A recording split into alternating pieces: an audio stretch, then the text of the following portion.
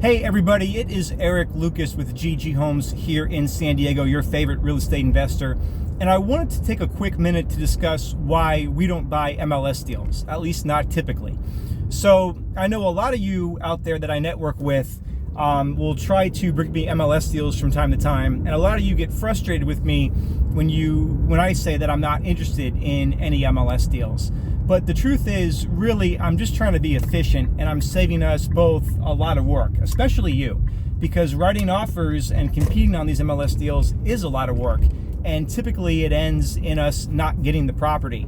And really the reason why is that, from my experience, most fixers on the MLS sell for 85 to 90% of value, and we need to be at about 75% of value to actually make the deal work.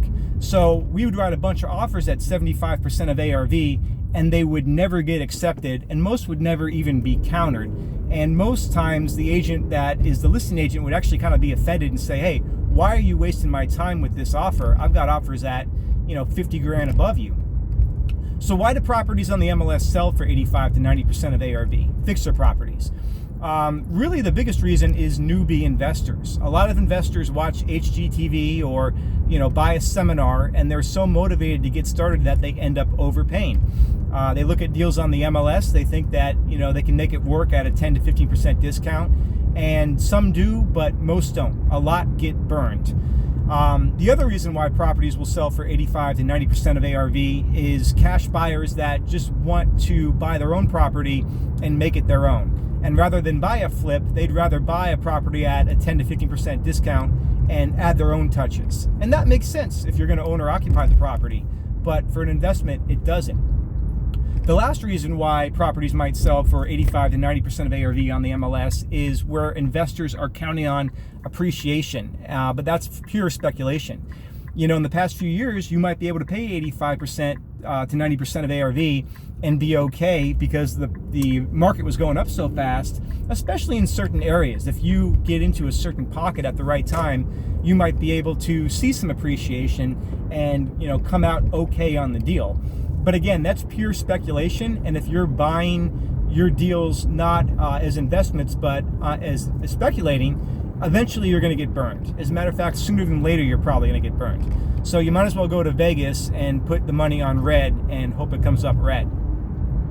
Now, let's say it's one of those rare scenarios where there's a property on the MLS that, might actually be able to be had for 75% of ARV. But, so that's like going to Vegas, right, and it coming up green. It's one of those rare deals where, okay, you brought me a deal, it might actually be able to be had for 75% of ARV. Well, guess what? If you're not the listing agent and we write an offer at 75% of ARV, let's say that number is 450, do you think the listing agent is just going to take that offer? Or do you think the listing agent is going to reach out to their preferred investor and say, hey, I just got an offer at 450, the seller's ready to take it, I think it's a deal, for some reason I don't have any other offers, do you want this deal at 451? I'll write the offer for you and I know they'll take it. Well, as you know, investors are always sending you text messages and phone calls and emails. So pretty much every listing agent, even if you're brand new, already has a Rolodex of investors that they've saved. Or even if they don't, they probably got a text message that day from somebody asking, hey, do you have any off-market deals? And they respond and say, well, actually, I do have one. I just got an offer at 450. Can you beat that offer? And I know this because I'm on the receiving end of a lot of those phone calls where the listing agent says, hey, believe it or not, the seller is actually ready to take, 75% of ARV for this property. I got an offer at 450. Can you beat it? And what do? I always say yes. So really, if you're an agent and you want to bring me a deal, getting a deal on the MLS isn't just having, the dice come up green or the roulette wheel come up green once.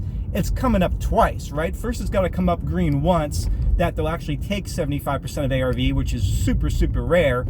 And then it's got to come up green a second time in a row so that, because that agent, the listing agent, just does not have an investor they can turn to match or slightly beat the offer. And again, those deals are just super rare. So, well, 95% of our deals come from off-market deals and pocket listings. The 5% that come off the MLS, 99% of the time, we're direct to the listing agent, and that's how we get the deal.